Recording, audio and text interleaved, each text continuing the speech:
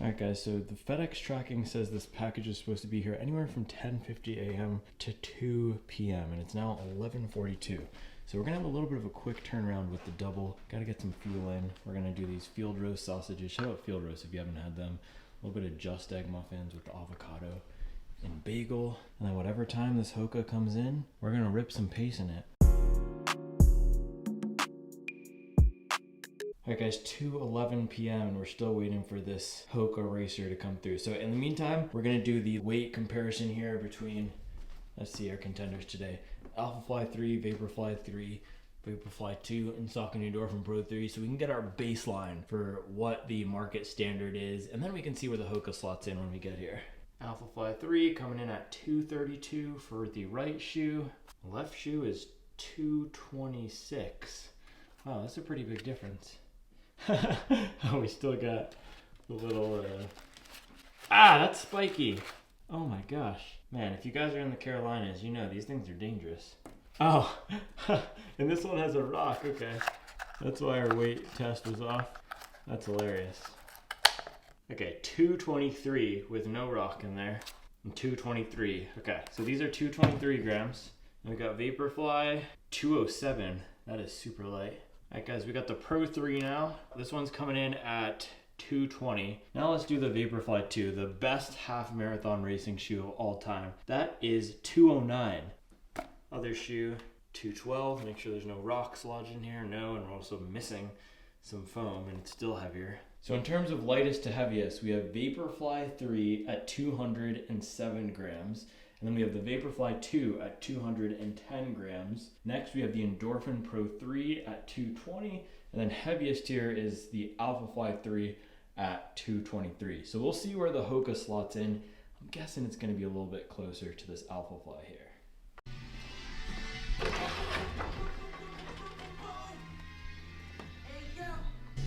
Hey, what's up, man? I've been waiting for this one. Thank you. Have a good one. You too.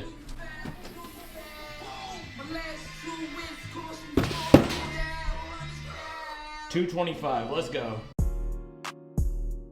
Very special, very rare Hoka Cielo X-1. Let's get it. This stuff is tough.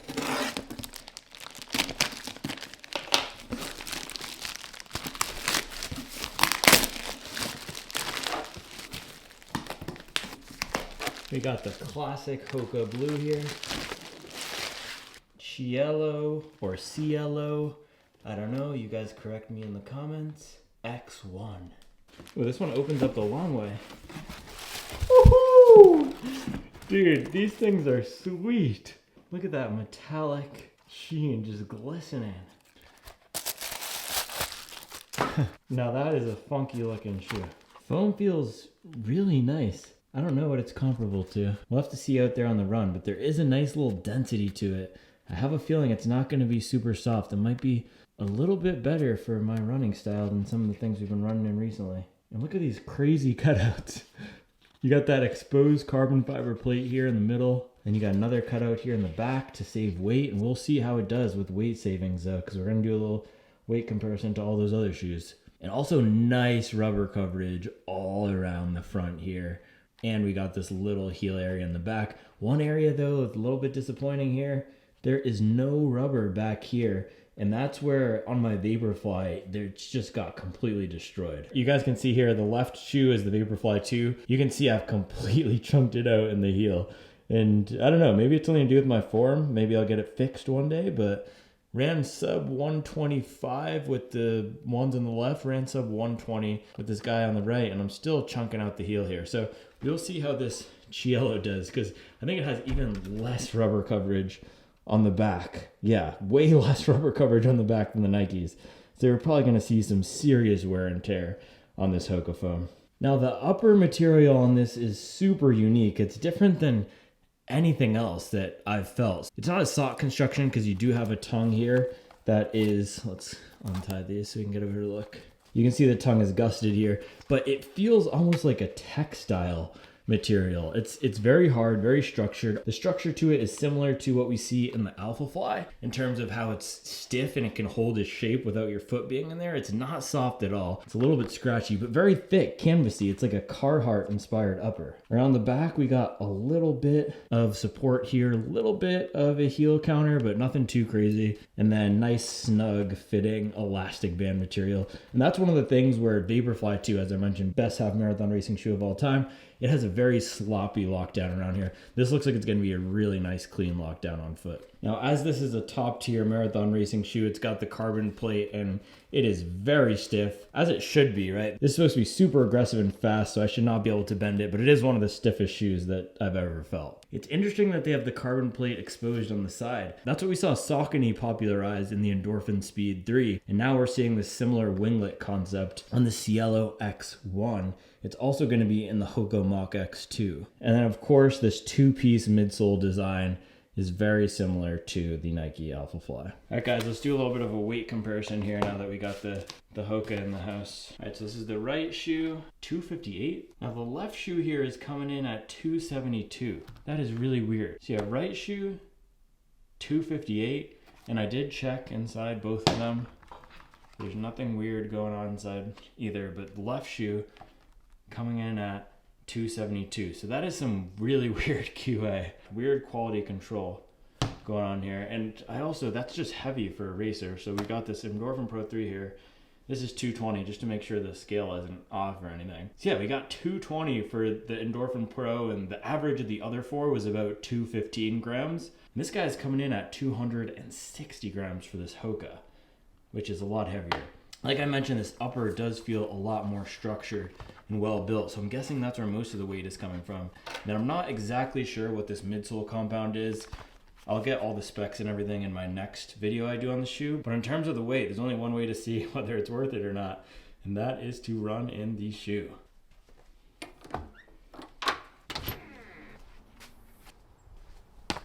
Alright guys, so the plan for the run today is I'm going to do 8 miles with a little bit of a progression in there. So start off maybe, I don't know, 7:30 to 8 minute per mile pace, and then work down by the end of those 8 miles to, wow, they lace these super weird.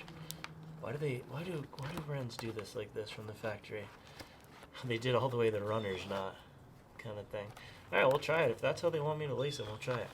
But yeah, so starting off at around an 8 minute or 7:30 pace, working down to a 6 flat pace by the end, so we can go through the gears. As someone commented that the other day, I love that expression. We'll go through the gears a little bit just to see how they are at everything from a jogging pace for me all the way down to a half marathon or faster race pace.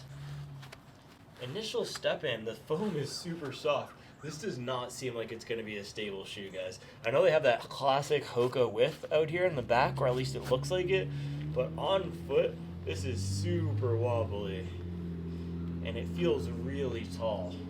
Wow. It just feels like it's going to be fast on foot, though. Also, these laces are some of the oddest laces I've ever seen on a running shoe. It really goes with the structured upper. They're almost like fashion laces. I do not know why they would do this. And they don't seem like they're going to be great at staying tied. So yeah, goal is to test the shoe across a range of paces.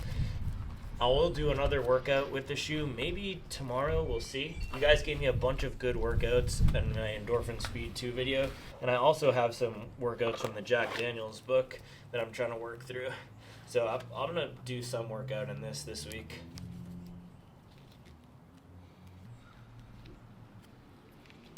These laces are super tricky to tie.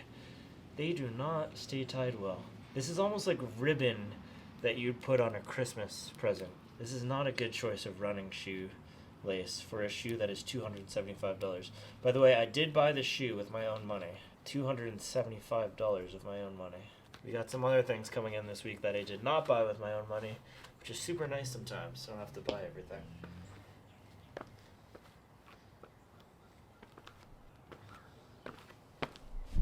I mean, clearly this is not a walking shoe, it is a racing shoe, but it does have that classic feel of shoes like the Alphafly and even that Mizuno Wave Rebellion Flash 2 and the Endorphin Speed 2.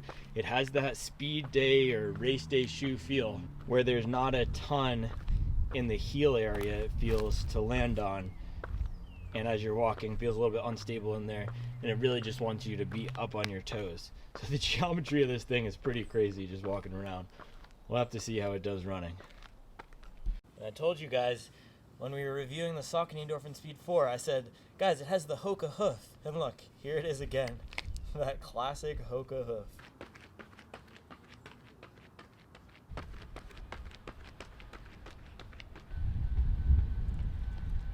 Wow, I'm just warming up a little bit here, jogging, and the bounce on these things is crazy. Also, I might need a little gilet out here today. It is cold. All right, 3:07, let's go. First run, baby.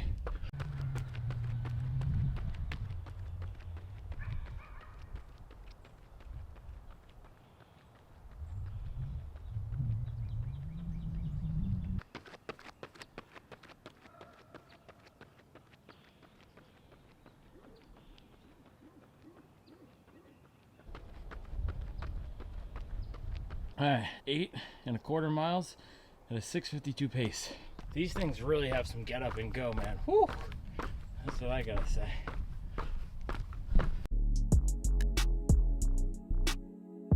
All right, guys, just finished 8 miles in the Cielo Green X-1 here. So I started around a 7:45 pace and slowly worked down to about a sub 6 or 6 flat pace at the end. I've really given it the gas there at the end. So overall, this is a really fun shoe to run in. Now, I just came off 1 week of running primarily in the Endorphin Speed 4, which is a PIBA-based shoe, 100% PIBA, but it has a flexible plastic plate there and is more of a daily trainer than a real speed shoe. Now, coming over to this Hoka Cielo Green X-1 here that we have, it's a much stiffer ride. The carbon plate here is very stiff. There's absolutely no flexiness at all, but it really gives it a firm rockered profile. And now it reminds me a lot of the Boston 12, which is kind of a weird comparison because this is $100 more, but the foam feels very similar to what we get in that Boston 12, which is a denser race day foam. And when I was getting down to that marathon, half marathon zone, boy, did this thing respond. Now, one of the issues I had with that Saucony Endorphin Speed 4 that I was just coming off of that I talked about a lot was that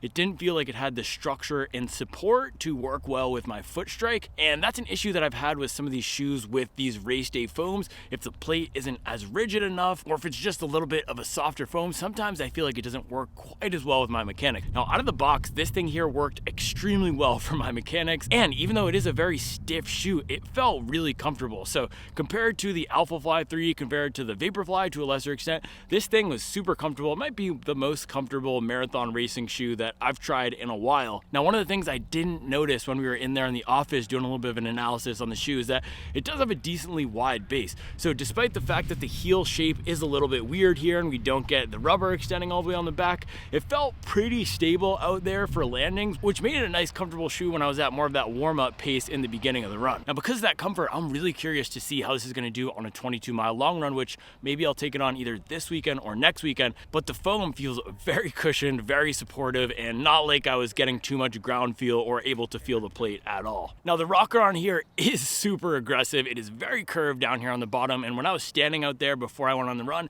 it felt pretty weird. It reminded me a little bit of the Mizuno Flash 2 actually, which just kind of tipped me back. This one didn't tip me back as much, but it didn't feel super natural to stand in or walk. But that discomfort didn't really translate to those slower paces. It felt okay at that slower jog pace, and then when I did pick it up, the rocker made it really easy to transition between paces. So that is something that I look for in faster training shoes and also any race day shoe that I want to use during my training. How does it respond to pace changes? So a lot of us, if we're doing repeats or we're doing these marathon style workouts where we might have half marathon pace in there and then marathon pace in there, is it easy to shift between those paces? And also with that comes, how easy is it to change effort? So running the same pace on flat terrain versus hilly terrain.